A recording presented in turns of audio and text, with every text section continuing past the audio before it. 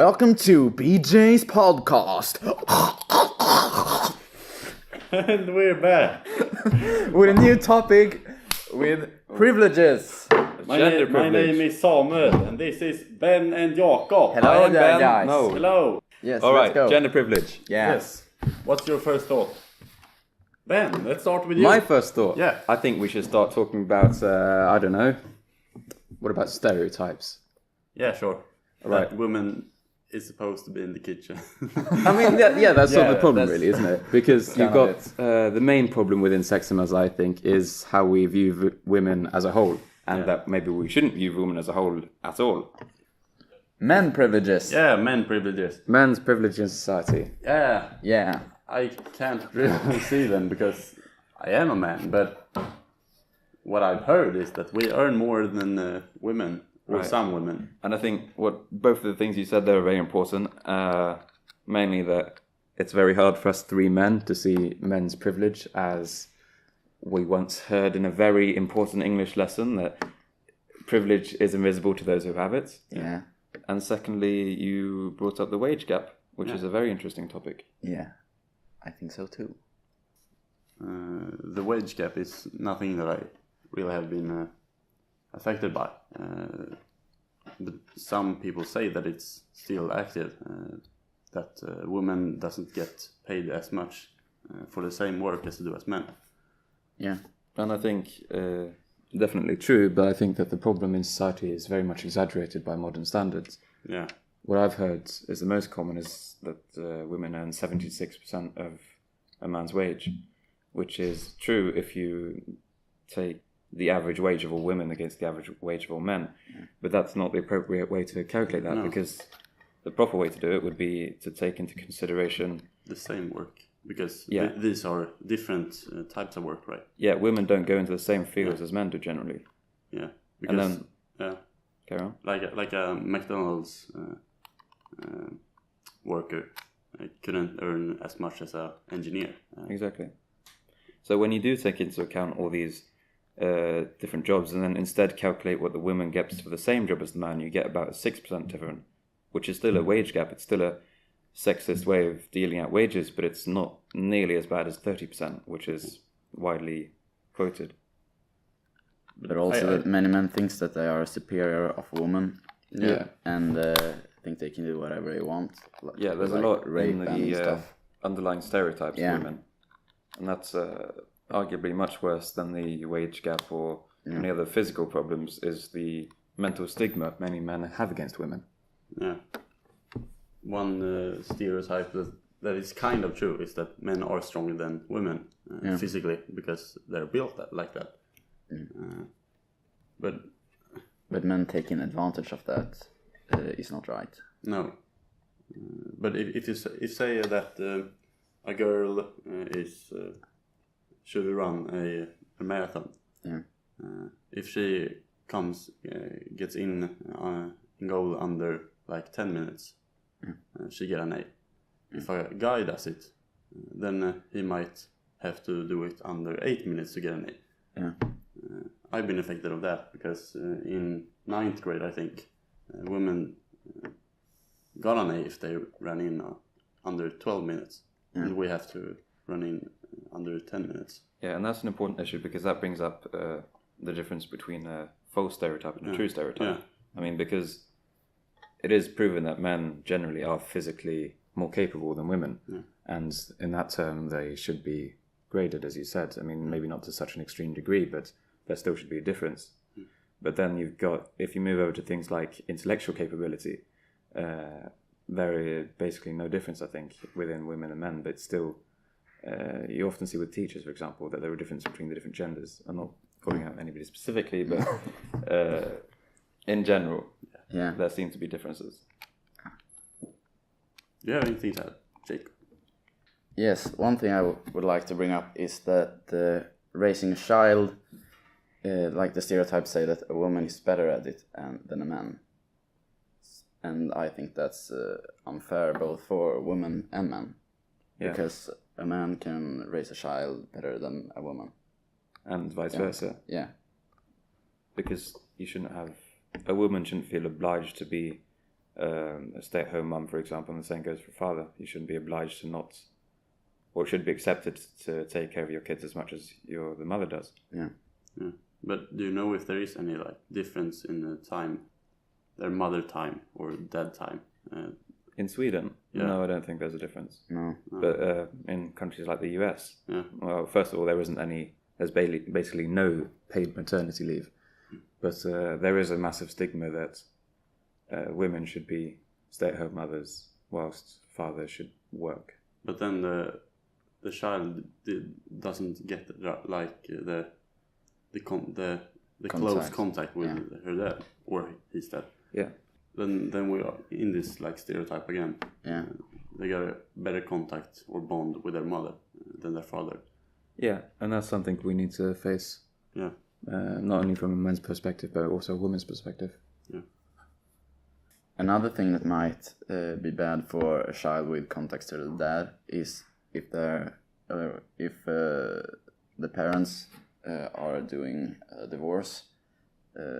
It's 80% chance that the mom will win the child custody. Yeah, and that's I think in the US specifically, there's a law that says that the mother has a right to the child while the father does not, and then in a custody battle it's the father fighting the mother and never the other way around. Yeah.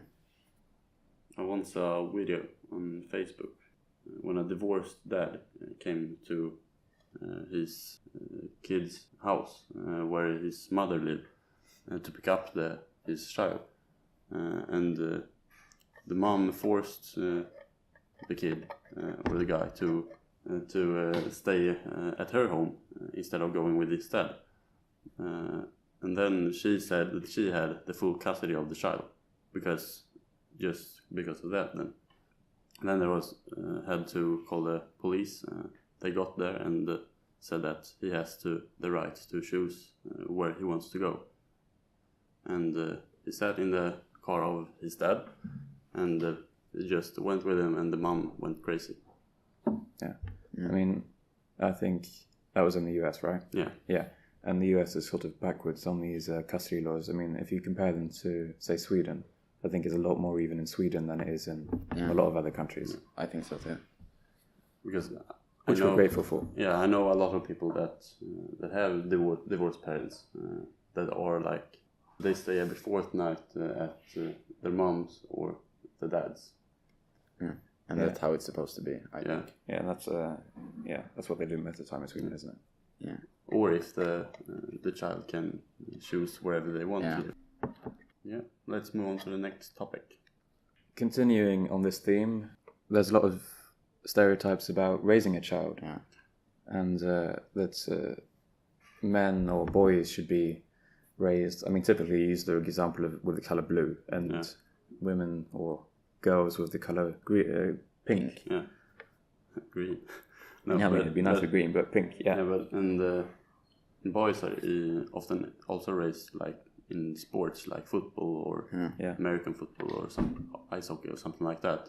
Meanwhile, girls are kind of led into instruments or dancing, and horses and stuff. Yeah. And another thing is that if you buy a toy to a boy, you buy a action figure like the Hulk or a bulldozer or something like that. Yeah, and to a girl a Barbie. Yeah, it's. I mean, and this just further reinforces the stereotypes that would exist in society.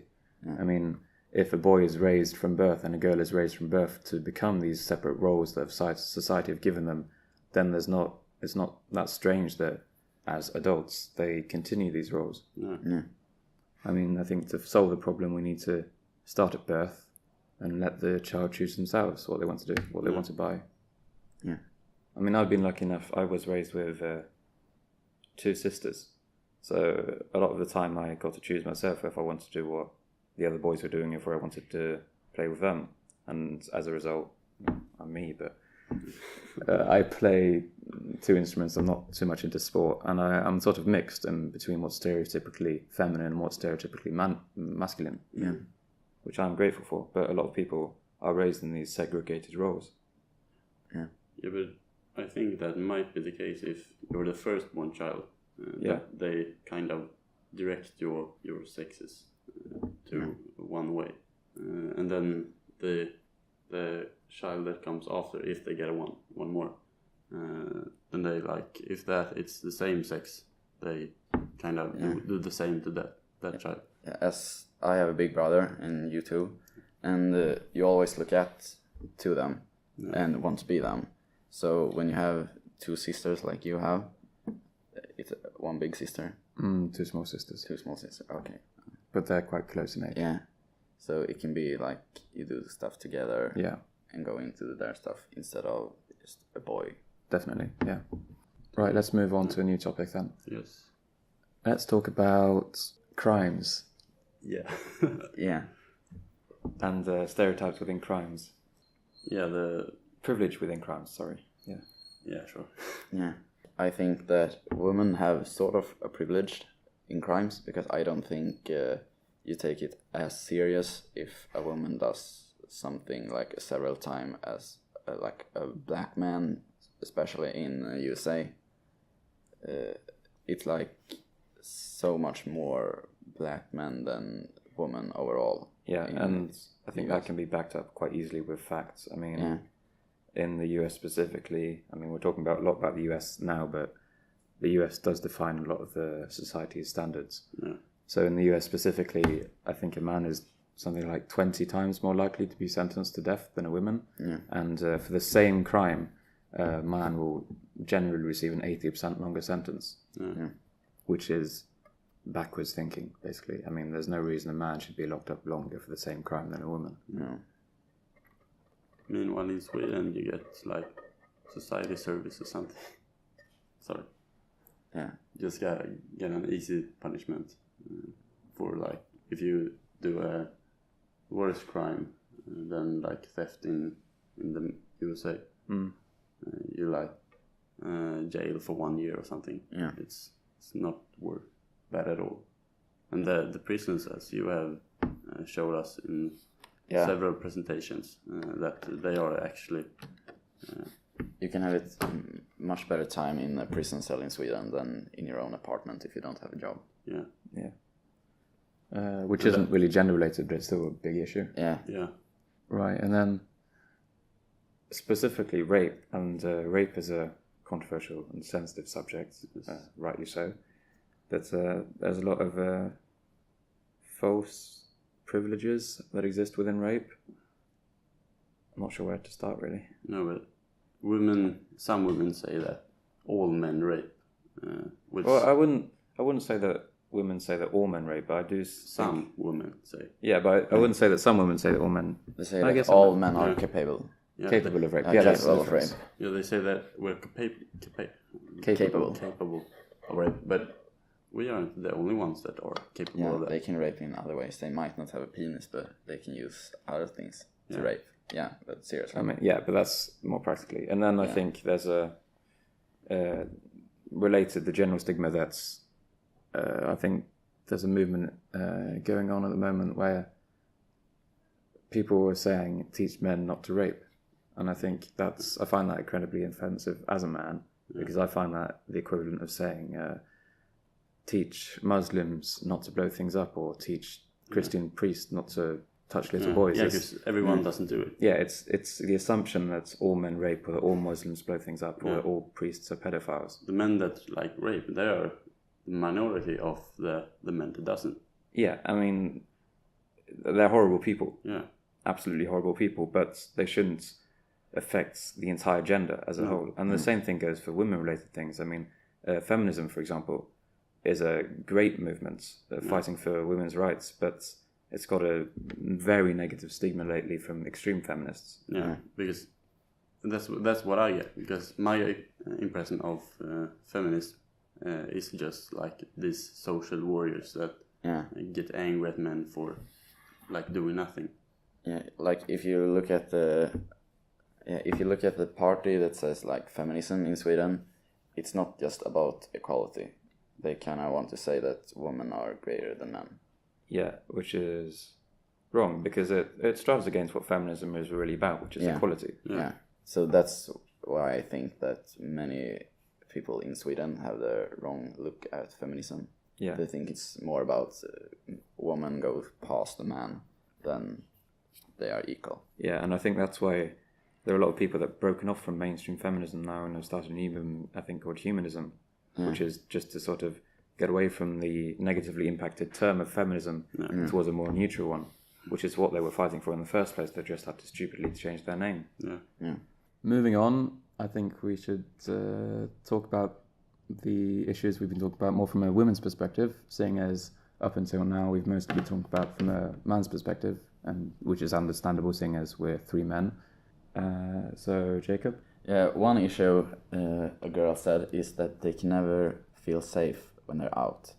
Like, they can be at Stat, or they can be at a party or a festival, but they can never feel safe and enjoy the time without a guy go to them and like grab their Groping, butt and groping. And that must be absolutely horrible. I mean, I can't imagine being in that situation. No. Like, always look around you and be afraid of just thinking when it's gonna happen, and then it does, like, always. It's hard for us to sort of even think in that perspective because we don't live in any remotely similar world. No. You can't compare it to anything that we normally experience. Yeah. But how do you get like that desperate that you have to touch others without their consent? Yeah, I mean, it's definitely a problem with the men, not with the women at all. Yeah. It's I mean, the arguments that she was asking for it, she was dressed that way, are ridiculous because in what country in what world do we live where women can't dress how they want without being men trying to change what a woman does? Yeah, I mean, that's not acceptable. No, it's the men that have to change. Exactly. Not the woman. But then we sort of go on to the argument that we were talking about before on how do we educate men in a way, because you can't say, as we said before, that all men do this, or we need to teach all men not how to do it, because that would be stereotyping, and you can't do that. But I think it could be like involved in the race of a boy, that you have to really make it to sink in their brain that they cannot touch women without their consent. No, exactly. I mean, you hit the nail on the head. Yeah. You need to do it early, and you need to do it concisely. Yeah. One funny thing with this is that when I was in Poland with my friends, we were standing in a line to get a drink, and it was on the beach, so we were just wearing swimming boxers. Yeah, and there was 2 girls behind us that like pushed forward and like touched the backside of our bodies, like our butts and things. Yeah. So we stepped forward a few steps, and they just like followed and keep doing it. Yeah, of course there are women that touch men, but there's like it's a vast minority really compared. I mean, you can't really compare it. No. But then in the same way, like when 2 girls from Poland touch 3 guys, there's like 1,000 men. Exactly. But then you also need to sort of get away from the double standard, because it's, from a society's perspective, I think it's a lot more acceptable for, say, maybe, I don't know, there's a model somewhere, and a woman will want to touch his stomach. But the same thing, if a man were to go in front to a woman and ask to touch her breasts, like, that's unacceptable. I think both should be unacceptable. Yeah. And that consent should always be the priority. Yeah, I agree. Did you have any other topics? Well, it's like just feeling safe. Like they can't walk home at night without running. They go with knives in their bags in case of a man like go up to rape them. I mean, it just sounds so foreign. Basically, it doesn't really connect that somebody should have to live like that in a first world country. No, but at the same time, my girlfriend was riding her bike home to her house, and there was like 3 guys on bicycles beside her that like followed her and whistled to her and like did weird noises. Yeah, and that's why they like don't want to go. Yeah, I mean, they're not ungrounded fears. I mean, they are scared for their safety for a reason, because there are men that are it's horrible, and you need to focus on educating the men, really. Yeah. I think we're going up on our time now, so if we wrap this up. it feels like the privileges that men has, it can be that women have, it can be fixed, but like problems with the rape and the things we named at the end, it feels like women can't do anything about it. It's the men that have to change. Yeah, I think there is a big issue within privilege, both, I mean, mainly from men privilege, but also women privilege within certain topics. And that, as you say, most of the time is the men's fault. Yeah. I mean, putting it frankly. So, whilst we do need to strive for equality, the way to equality is probably mostly to do with fixing men's behaviour. Yeah.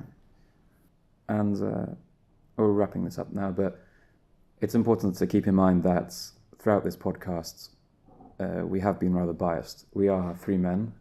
We do create sort of an echo chamber of opinions, and we haven't. We might not have covered the topics entirely objectively, seeing as we are men. However, it's very hard for us to put us into other people's perspective without ever having experienced it ourselves. So I'd like you to keep that in mind. And I think it's time for the outro. BJ's.